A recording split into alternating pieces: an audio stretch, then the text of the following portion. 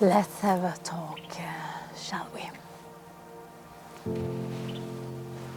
I didn't leave the Matrix. I slipped out the back door while it was updating. One day the emails started sounding like static. The news felt like someone else's hallucination. Even the money digital numbers on the screens started to look like Monopoly tokens passed between tired ghosts. So I packed a bag and kissed the city goodbye and flew north, way north, past the algorithms, past the influencers, past even the IKEA line of civilization, into the rugged, holy breath of North Norwegian Lapland.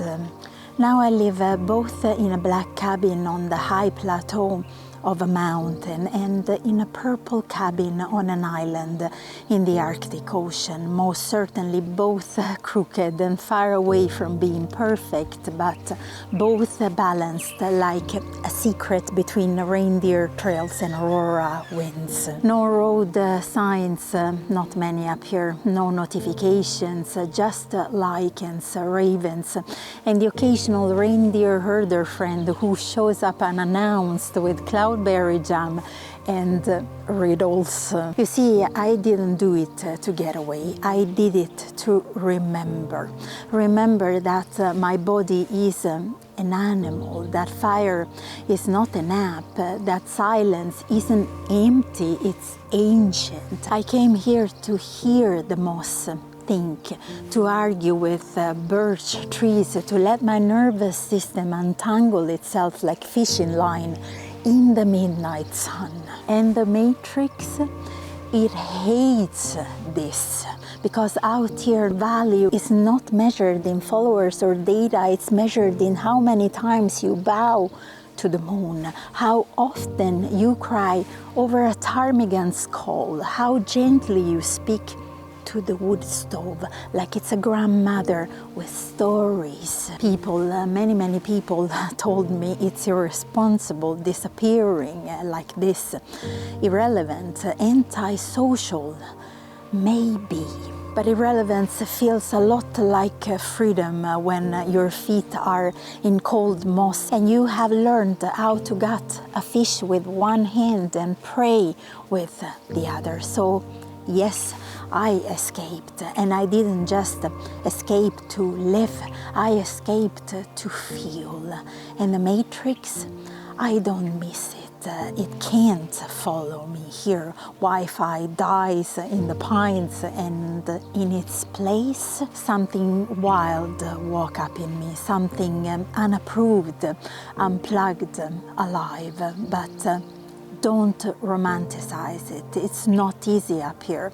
The cold doesn't care about your spiritual awakening. The wood pile never stacks itself. Darkness in the winter is a beast you have to befriend slowly, like a skittish reindeer, and sometimes the silence gets so deep it starts echoing your old thoughts back at you, louder than ever.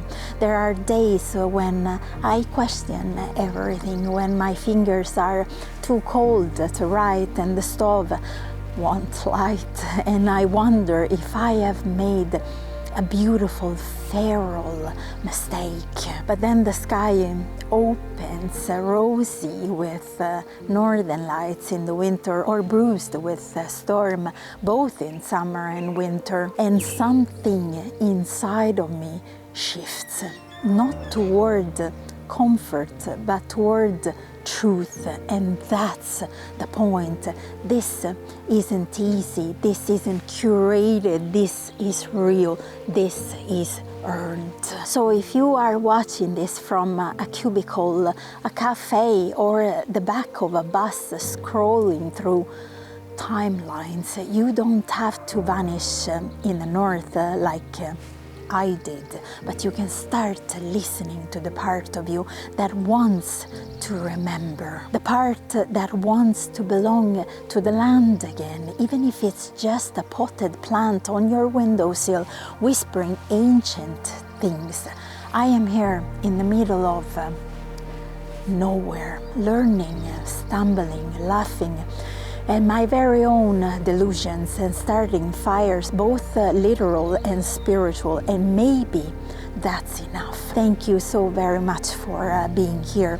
Stay wild, stay weird, stay awake, and don't forget to feed your soul something untamed today. End of transmission from the frostbitten edge.